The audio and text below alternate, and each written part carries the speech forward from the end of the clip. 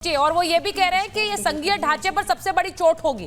तो अब मेरा सवाल ये है कि संघीय ढांचे पर चोट उन्होंने इसी वजह से बताया। दानिश जी आ गए लगता है, दिखा दीजिए दानिश जी को। दानिश जी, संघीय ढांचे, आपके नेता ने तो प्रेस कॉन्फ्रेंस कर दी है, वो इतना खिलाफ है वन नेशन वन इलेक्शन के।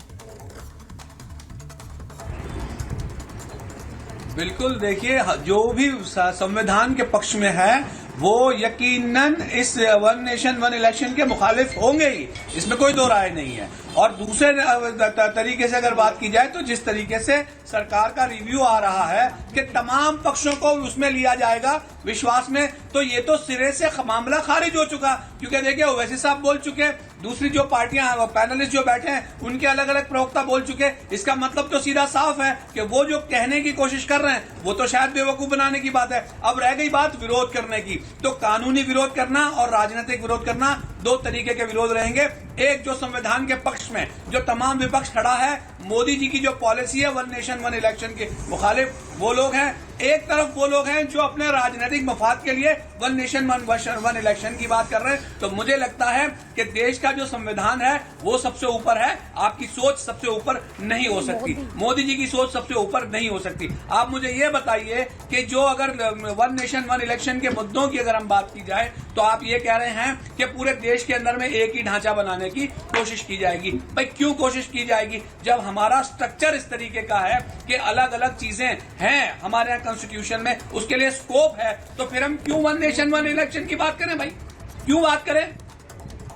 और रही बात, उन्होंने सबसे बड़ी बात यह कही कि चुनाव का जो खर्च है वो, सुनिए 10 सेकंड और जी, 10 सेकंड। उन्होंने ये कहा कि चुनाव का जो खर्च है वो बचा दिया जाए। तो देखिए मेरी दो हाथ जोड़ के चारू जी से विनती है कि भाई 16 लाख करोड़ रुपए जो आपने अडानी अंबानी को और उनके मित्रों को दे रखे हैं, आप वो दे दीजिए। अगले 10 20 25 साल तो चुनाव के खर्च का मुझे नहीं लगता कि कोई मामला आके खड़ा रहे। अच्छा, असदुद्दीन ओवैसी ये भी कह रहे हैं कि वन नेशन वन इलेक्शन छोटी पार्टियों को खत्म करने की एक तैयारी है। आनंद जी, छोटी पार्टियां खत्म हो जाएंगी। मैं एक बार ये भी बता देती हूँ, वन नेशन वन इलेक्शन पर उनका क्या बयान आया, एक समस्या की तलाश में ये एक समाधान है, संघीय ढांचे और संविधान के खिलाफ है।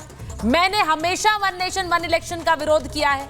अलग अलग चुनावों से केवल बीजेपी को ही समस्या होती है और किसी को नहीं होती है, बाकी सब तो खुश है, किसी को कोई दिक्कत नहीं हो रही है, इन्हीं को दिक्कत हो रही है। ये ओवैसी साहब ने थोड़ी देर पहले कहा है। लेकिन नरेंद्र मोदी देश के प्रधानमंत्री, उनका भी ट्वीट आ गया है। वो कह रहे हैं कि लोकतंत्र को मजबूत करने वाला ये कदम है, लोकतंत्र में जनता की भागीदारी बढ़ेगी। ये प्रधानमंत्री का ट्वीट थोड़ी देर पहले आया है। अब अनंत जी जरा बताइए, लोकतंत्र मजबूत हो रहा है या छोटी पार्टियों को खत्म करने की तैयारी कर रही है बीजेपी? अब जो व्यक्ति लोकतंत्र के मौत की घंटी बता रहा हो उससे लोकतंत्र के मजबूत होने के बयान की अपेक्षा करना व्यर्थ है, मुझे लगता है। और ऐसे भी एआईएम के जो ओवैसी साहब है एक दल की पार्टी है और उनसे उनका स्टेक बहुत छोटा है। और आपने भी स्क्रीन पर दिखाया कि 42 दलों ने इसका समर्थन किया और 15 दलों ने विरोध किया। तो अभी जो बात वो कह रहे थे वो भी मेरे ख्याल से उनकी बात गलत साबित होती है। तो इस कदम से अभी सब लोग इसका विरोध कर रहे हैं, लेकिन धीरे धीरे देखिएगा समय बीतने के साथ यही सब लोग सेम पेज पर आ जाएंगे। अभी लोगों को ये लग रहा है कि उनकी सियासत का अंत हो जाएगा, छोटी पार्टियां समाप्त हो जाएंगी, या हो सकता है कि आपने शुरुआत में ही भाटी जी को नाराज कर दिया, और मतलब नाराज क्या कर दिया, उनके मन में शंका डाल दी कि उत्तर प्रदेश का चुनाव अब 29 में होगा। तो भाटी जी उससे बेचारे घबरा गए थोड़े से, उनको लगने लगा कि अरे 2 साल और मुख्यमंत्री का इंतजार करना पड़ेगा, और खुदा न खास्ते अगर परिणाम उल्टा हो गया तो फिर 34 तक चले जाएंगे। तो ये जो है, ये भाटी जी देखिए मुस्कुराते हुए कितने अच्छे लगते हैं, वो नाराज हो जाते हैं। आज इनको बीजेपी के प्रवक्ता बोलने ही नहीं दे रही है। हमारे साथ कई टीवी चैनल पर थे आज भाटी जी। तो नहीं, उनकी नाराजगी, हम उनकी नाराजगी का बुरा भी नहीं मानते आनंद जी, ये बुरा नहीं मानते। चारू जी भी खुश जवाब देती हैं और भाटी जी भी नाराज होते हैं, वापस मुस्कुरा देते हैं। भाटी जी जल्दी से जवाब दे दीजिए आपकी बात का। अच्छी बात है कि उनकी नाराजगी ज्यादा देर तक नहीं टिकती है। नहीं, मैं अनंत जी से केवल इतना कहना चाहता हूं कि जब जब लोकतंत्र को स्थगित करने का प्रयास किया जाएगा हम नाराज भी होंगे, परेशान भी होंगे, और पत्रकार के नाते आपको भी परेशान होना चाहिए, आपको भी लोकतंत्र के समर्थन में ही होना चाहिए किसी पार्टी को फायदा पहुंचाने के लिए लोकतंत्र की हत्या होते हम नहीं देख रहे। भाटी जी, ये वाली राय मुझे कभी आपकी पसंद नहीं आती है कि जो हम जहां हम खड़े हैं वहां लोकतंत्र है, जहां बाकी खड़े हैं वो लोकतंत्र है नहीं। ये वाली सोच तो आप हमेशा हमारे ऊपर भी थोपते हैं, लेकिन ऐसा है नहीं, ये आप भी जानते हैं। चारू जी, लास्ट वर्ड, मेरे पास समय नहीं है। चारू जी, प्रियंका जी, आप सुचरिता दी, ये बताओ सुचरिता। एक मिनट, समय नहीं है सर मेरे को, इसलिए मेरे को उनके पास जाना है। लास्ट वर्ड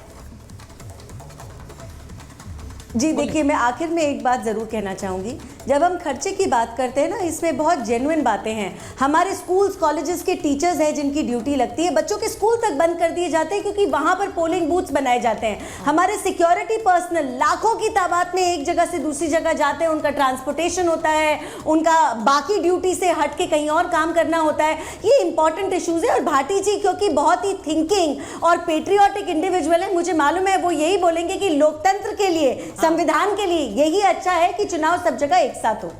ठीक है, मैं बस ये कहना चाहती हूँ कि ये अभी तो कैबिनेट से इसको मोहर लगी है, अभी तो इससे बहुत आगे जाना है। उसके लिए सहमति सबकी जरूरी होगी, और वो सहमति जब हो पाएगी तभी आगे बढ़ पाएगा, वरना अभी तो सिर्फ गाड़ी के पहिए चलने शुरू हुए, रास्ता बहुत लंबा है उसे तय करने में। बहुत बहुत धन्यवाद आप सबका। महाभारत।